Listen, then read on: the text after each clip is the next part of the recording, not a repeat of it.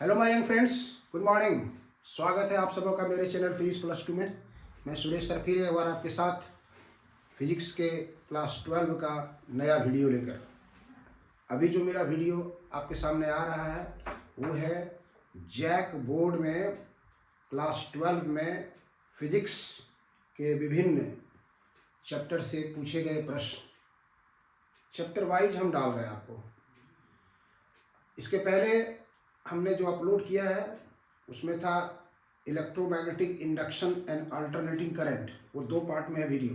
अगर आपको समय नहीं मिला होगा, आप नहीं देख पाए होंगे, तो उसको ज़रूर देख लेंगे कि उसमें जैक बोर्ड में एमसीक्यू के रूप में क्या क्या क्वेश्चन पूछा गया है। नेक्स्ट वीडियो हमने जो अपलोड किया है वो है इलेक्ट्रोमैग्नेटिक वेव्स, विद्युत चुंबकीय तरंग। उसमें जैक बोर्ड में एमसीक्यू के रूप में क्या क्या पूछा गया है। आज का जो वीडियो है वो है radiation and dual nature of matter, विकिरण और द्रव्य की या पदार्थ की द्वैती प्रकृति। इससे रिलेटेड क्वेश्चंस एमसीक्यू के रूप में जैक बोर्ड में क्या क्या पूछा गया है। ये वीडियो सिर्फ आपके मोमेंटम को बढ़ाने की कोशिश करेगा। आपको लगेगा कि हम जो तैयारी कर रहे हैं वो सही ढंग से सही दिशा में जा रहे हैं या उसमें और जोड़ने की ज़रूरत है। इसलिए शुरू से अंत तक वीडियो के साथ बने रहेंगे और आप हर क्वेश्चन को बारीकी से देखेंगे। 2024 जैक बोर्ड के एग्जामिनेशन का डेट अनाउंस हो चुका है।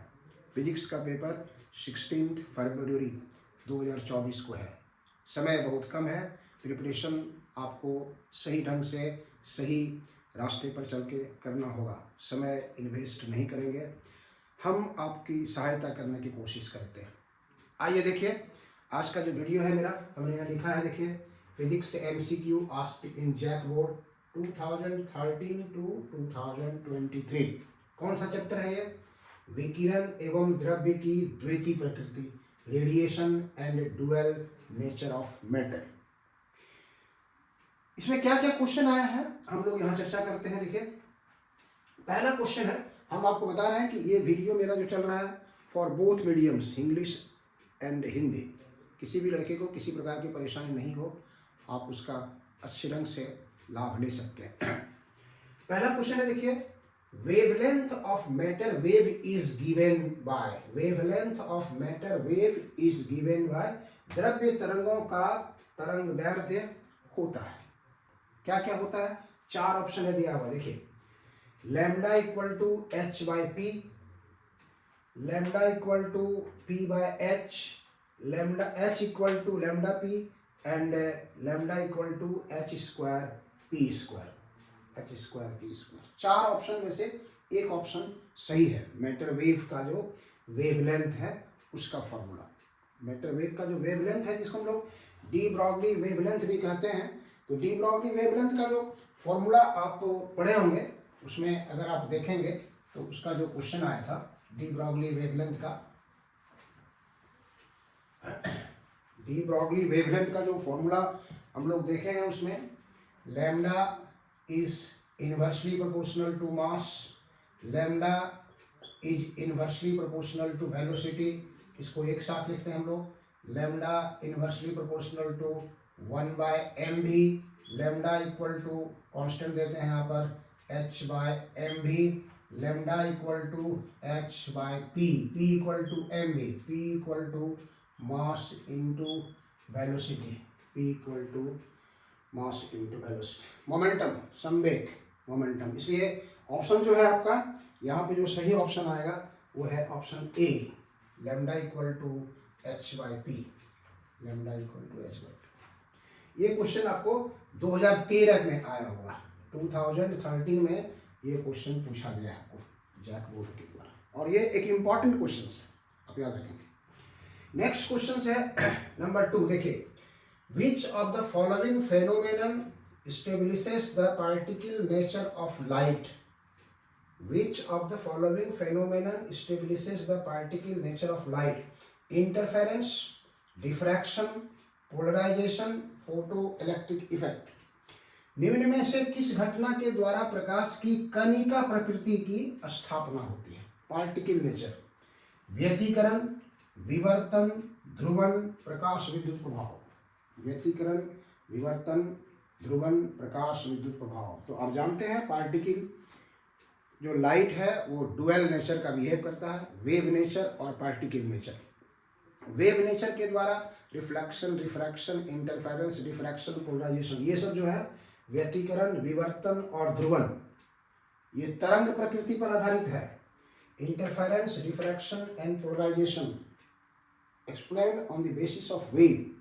बट फोटो इलेक्ट्रिक इफेक्ट, प्रकाश विद्युत प्रभाव, और एक और आता है कॉम्पटेंस इफेक्ट, इसका एक्सप्लेनेशन पार्टिकल नेचर पर किया गया है। पार्टिकल नेचर पर किया गया है, कणिका प्रकृति पर आधारित है वो, इसलिए इसका सही ऑप्शन होगा डी। डी, प्रकाश विद्युत प्रभाव, फोटो इलेक्ट्रिक इफेक्ट। ये 2014 का क्वेश्चन है, 2014 में इसको पूछा गया है। 2014 में ये क्वेश्चन को पूछा गया है। नेक्स्ट क्वेश्चन जो है वो है आपका question number 3। Question number 3 related है, आप देखिए यहां से।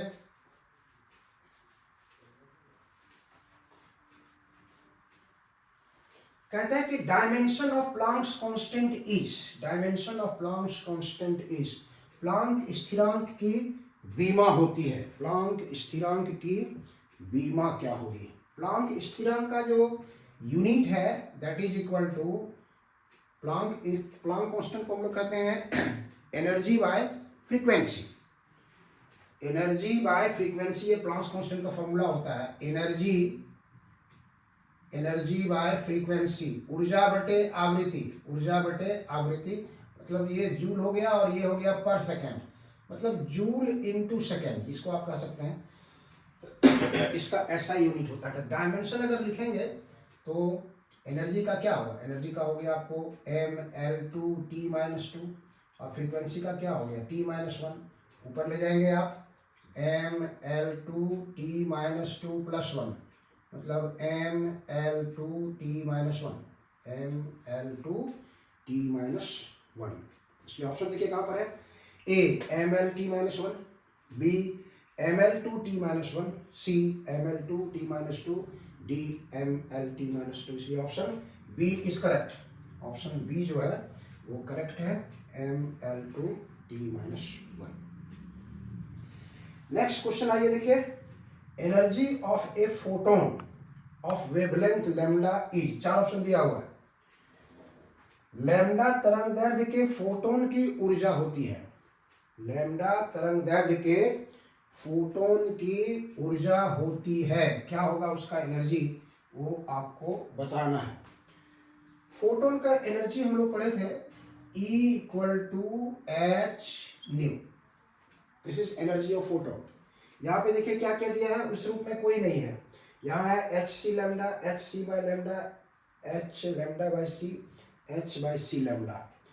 तो आप न्यू का फॉर्मूला जानते हैं, nu equal to c by lambda, इसलिए यहाँ पुट कर देंगे E equal to hc by lambda, hc by lambda. ये ऑप्शन आपको ढूंढना होगा कहाँ पर है, और that is option B. B में जो ऑप्शन है hc बाय लैम्डा, वो आपका correct, hc by lambda. Question number 5 आइए देखिए, न्यू आवृत्ति के फोटोन का संवेग होता है। न्यू आवृत्ति के फोटोन का संवेग होता है। Momentum of a photon of frequency new is, momentum of a photon of frequency new is. तो अभी हम लोग वेवलेंथ का जो फॉर्मूला दिखाए थे, क्वेश्चन नंबर जो फर्स्ट था, उसमें देखे हम लोग lambda equal to h by p, इसलिए p equal to h by lambda. लेकिन आप जानते हैं कि c equal to nu lambda, इसलिए lambda will be equal to c by nu. आप यहाँ पुट कर दीजिए h c बाय न्यू, तो ये न्यू ऊपर चला जाएगा, h न्यू बाय c, ये ऑप्शन इसका सही होगा, h न्यू बाय c। तो कहाँ पर है देखिए, h nu by c, option A जो है that is correct, option A, h nu by c, h nu by c। ये बहुत इंपॉर्टेंट क्वेश्चन है ये। Frequency, energy, momentum, Planck's constant का यूनिट, डायमेंशन, ये सब बहुत इंपॉर्टेंट क्वेश्चन है ये। इस पर थोड़ा सा ध्यान रखिएगा।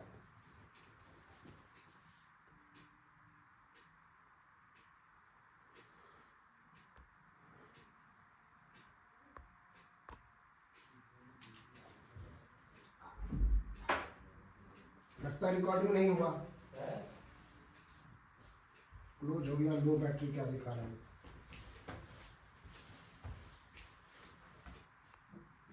हो रहा है रिकॉर्डिंग अभी भी चलिए आगे बढ़ते हैं। Next question, question number 6।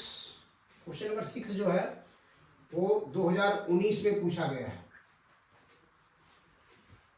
क्या कहता है देखिए, in a photo electric experiment if both the intensity and frequency of incident light are double then saturation photo electric current क्या होगा? remains constant, becomes half, becomes 4 times, becomes double। प्रकाश विद्युत प्रयोग में यदि आपतित प्रकाश की तीव्रता और आवृत्ति दोनों को दोगुनी कर दी जाए तो संतृप्त प्रकाश विद्युत धारा क्या होगा? अपरिवर्तित रहती है, आधी हो जाती है, 4 गुनी हो जाती है, 2 गुनी हो जाती है। तो इसका आप ग्राफ अगर देखे होंगे, ये 2019 का क्वेश्चन है। इसका ग्राफ अगर आपको याद होगा तो ये जो ग्राफ आता है, अगर यहाँ पर स्टॉपिंग पोटेंशियल है तो ये आता है इंटेंसिटी आई का ग्राफ। इंटेंसिटी आई का ग्राफ है ये जो संतृप्त प्रकाश विद्युत धारा है, saturated photo electric current does not depend upon frequency. Frequency पर वो डिपेंड नहीं करता है। Kinetic energy of emitted photo electrons depends upon frequency that does not depend upon intensity. इसलिए फ्रीक्वेंसी और इंटेंसिटी दोनों को डबल करने पर फ्रीक्वेंसी का कोई इफेक्ट नहीं पड़ेगा। इंटेंसिटी को डबल करेंगे, अगर इसका डबल कर देते हैं आप, तो ये अगर करंट, सैचुरेशन करंट ये आया, सपोज दैट कि अगर 5 एम्पियर है तो दिस विल बी 10 एम्पियर। ये 10 एम्पियर हो जाएगा, ये 2I हो जाएगा। 2I का करंट ये 10 एम्पियर हो जाएगा, इसलिए डबल हो जाएगा। मतलब ये जो करंट है I is directly proportional to intensity. Intensity तीव्रता के समानुपाती होता है। जितना तीव्रता बढ़ेगा उतना ही इंटेंसिटी के डायरेक्टली प्रोपोर्शनल होता है। जितना फ्रीक्वेंसी इंटेंसिटी बढ़ेगा करंट उतना ही बढ़ेगा। इसलिए इसका सही ऑप्शन जो होगा ऑप्शन डी, बिकम्स डबल। 2 गुनी हो जाती है, ये 2 गुनी हो जाती है। क्वेश्चन नंबर 7 2023 में पूछा गया है। 2020 में जो क्वेश्चन पूछा गया है वो इसके पहले नंबर 5 जो क्वेश्चन था, energy of photon, same question को रिपीट किया था 2020 में। इसलिए आप क्वेश्चन नंबर 5 जो है एनर्जी ऑफ ये जो मोमेंटम ऑफ फोटोन्स जो है वो उसको रिपीट किया था 2020 में, सेम क्वेश्चन। तो क्वेश्चन नंबर 7 यहाँ कह रहा है, देखिए, which of the following metals has minimum work function. निम्न में से किस धातु का कार्य फलन न्यूनतम है? वर्क फंक्शन आप जानते हैं। वर्क फंक्शन किसी मेटालिक सरफेस से इलेक्ट्रॉन को इमिट करने के लिए कितना एनर्जी रिक्वायर्ड होगा, उसी को हम लोग कहते हैं वर्क फंक्शन। और फॉर्मूला जानते हैं आप, W = H new not. W = H new not. यहाँ पर आपको 4 ऑप्शन दिया हुआ है। आयरन दिया हुआ है, कॉपर दिया हुआ है, बेरियम दिया हुआ है, सोडियम दिया हुआ है। तो आयरन का जो वर्क फंक्शन होता है वो होता है लगभग 4.7 इलेक्ट्रॉन वोल्ट। कॉपर का जो वर्क फंक्शन होता है वो होता है लगभग 4.6 इलेक्ट्रॉन वोल्ट। बेरियम का जो होता है वो लगभग होता है 2.5 इलेक्ट्रॉन वोल्ट। और सोडियम का जो वर्क फंक्शन होता है, बेरियम का 2.7, बेरियम का जो होता है 2.7 2.50, और इसका जो है वर्क फंक्शन हम लोग देख रहे हैं थोड़ा सा। वर्क फंक्शन बेरियम का सबका अलग अलग वहाँ लिखा हुआ है, सबका अलग अलग वहाँ पे लिखा हुआ है, किसका कितना है मटेरियल का दिया हुआ है, और आपको बताना है उसमें मिनिमम किसका होता है, मिनिमम किसका होता है, मिनिमम किसका होता है। तो यहाँ पे बेरियम का है 2.50, सोडियम का है 2.75, सोडियम का होता है 2.75, तो इसका जो ऑप्शन आएगा सही वो हो जाएगा बेरियम। बेरियम का जो इसमें वर्क फंक्शन है वो सबसे कम है। टेबल में आप देखेंगे बुक में, ये आपको यहाँ मिलेगा, वो वहाँ से कम मिलेगा। नेक्स्ट क्वेश्चन है 8, the ratio of D Broglie wavelength, the ratio of D Broglie wavelength.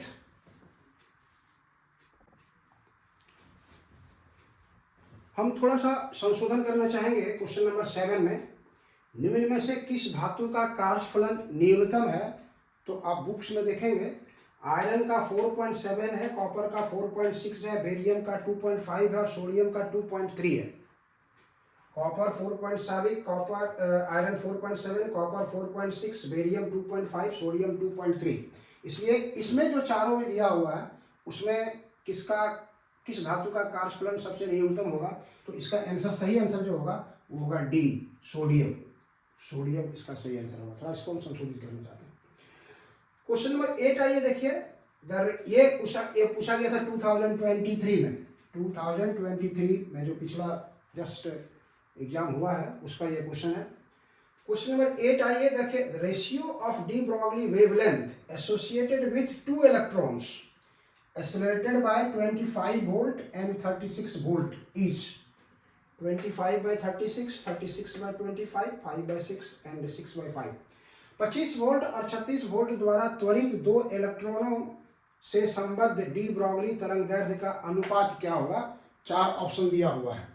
तो अगर आप डी ब्रॉगली तरंगदैर्घ्य से इलेक्ट्रॉन का जो निकाले थे हम लोग, उसमें फॉर्मूला अगर आप पढ़े होंगे, उसको फॉर्मूला जो निकाला जाता है उसका, तो वहां पर हम लोग पढ़ते हैं कि ये डी ब्रॉगली तरंगदैर्घ्य जो है directly proportional to under root, इसका सही जो लैम्डा का फॉर्मूला होता है 12.27 एंगस्ट्रॉम बाय रूट भी, ये है आपका रूट भी। तो अगर हम 2 बार लेते हैं इसका रेशियो लैम्डा 1 बाय लैम्डा 2, तो ये ऊपर चला जाएगा, ये नीचे हो जाएगा V2 बाय V1, और V1 है 25 वोल्ट और V2 है 36 वोल्ट, तो ये 36 बाय 25 आ जाएगा, दैट इज 6 बाय 5, ये इसका सही ऑप्शन आएगा। और अगर आप ऑप्शन देखेंगे यहाँ पे तो 25 बाय 36, 36 बाय 25, 5 बाय 6 और 6 बाय 5, तो option D is correct. Option D जो है वो बिल्कुल सही है। क्वेश्चन नंबर 9 आइए, ये बोर्ड मॉडल क्वेश्चंस है, कभी मॉक टेस्ट होता है या मॉक टेस्ट जब भी हुआ है उस समय इस तरह के क्वेश्चन को डाला गया है, इसलिए हम लोग इसको बोर्ड मॉडल के रूप में यूज करेंगे। ये सब इंपॉर्टेंट प्रॉब्लम्स है जो एमसीक्यू के रूप में पूछा जाता है हर तरह के कंपटीशन में। ये अभी तत्काल हम आपको जो बता रहे हैं जैक बोर्ड में जो पूछा गया है उसके बारे में। जैक बोर्ड का एग्जामिनेशन आपके सामने डेट आ चुका है, फरवरी 16 को फिजिक्स पेपर है। आप अपनी तैयारी में लगे रहिए, सफलता आपके कदम चूमेगी अगर आपका लेबर जो है सही ढंग से सही दिशा में जा रहा है तब। क्वेश्चन नंबर देखिए क्या कहता है, the photo electric cut off voltage in a certain experiment is 1.5 volt, the maximum kinetic energy of emitted photo electrons is. किसी प्रयोग में निरोधी विभव का मान 1.5 वोल्ट है, तो उत्सर्जित प्रकाश इलेक्ट्रॉन की अधिकतम गतिज ऊर्जा क्या होगी। तो निरोधी विभव का फॉर्मूला जानते हैं आप, के मैक्सिमम बराबर E into v nought. V nought का वैल्यू आपको यहाँ दिया हुआ है 1 पॉइंट, आपको जो क्वेश्चन में दिया हुआ है वी नॉट का जो वैल्यू दिया हुआ है 1.5 वोल्ट ये दिया हुआ है, तो आप यहाँ यूज कर दीजिए। ई हो गया आपका 1.6 10⁻⁻19 और ये भी हो गया आपको 1.5, दोनों को मल्टीप्लाई कर देंगे तो ये हो जाएगा 2.4 इंटू 10⁻⁻19 जूल। ये आपका सही ऑप्शन आएगा गुना करने के बाद। तो ऑप्शन सी जो है, ऑप्शन सी आपका करेक्ट है। Option C is correct, 2.4 into 10⁻⁻19 joule. Question number 10 है, the maximum kinetic energy of emitted photo electrons does not depend upon wavelength, frequency, intensity, work function. प्रकाश विद्युत प्रभाव में उत्सर्जित प्रकाश इलेक्ट्रॉन की अधिकतम गतिज ऊर्जा निर्भर नहीं करती है तरंग दैर्ध्य पर, आवृत्ति पर, तीव्रता पर, कार्यफलन पर। तो आपको हम बताएं फोटोइलेक्ट्रिक इफेक्ट का जो नियम है उसमें भी आप देखे होंगे कि maximum kinetic energy depends upon frequency, does not depends upon intensity. इसलिए सी जो है ऑप्शन वो सही होगा, तीव्रता पर निर्भर नहीं करती है। तो ये जैक बोर्ड में 2013 से लेकर के 23 के बीच में जो ये इस यूनिट से विकिरण और द्रव्य की द्वितीय प्रकृति, radiation and dual nature of matter से जो क्वेश्चन आया था उसको हमने आपके सामने रखा है। आपके मोमेंटम को बढ़ाने के लिए आपको पूरा चैप्टर को अच्छे ढंग से पढ़ना है और ये याद रखिए कि इस चैप्टर से, इस यूनिट से 4 मार्क्स का क्वेश्चन आता है। 4 मार्क्स का क्वेश्चन आता है तो एक MCQ तो निश्चित रूप से रहेगा और एक जो है शॉर्ट क्वेश्चन लिखने वाला वो रहेगा। तो अगर आपको वीडियो मेरा अच्छा लगे तो उसको लाइक करना, सब्सक्राइब करना, शेयर करना कभी नहीं भूलिएगा ताकि दूसरे को भी इसका फ़ायदा हो सकता है। इसके बाद का जो यूनिट है एटम्स एंड न्यूक्लियाई, उसको लेकर के फिर हम दूसरा वीडियो आपके साथ आएंगे। उसमें क्या क्या पूछा गया है उसको आप देखेंगे। चलिए, थैंक यू।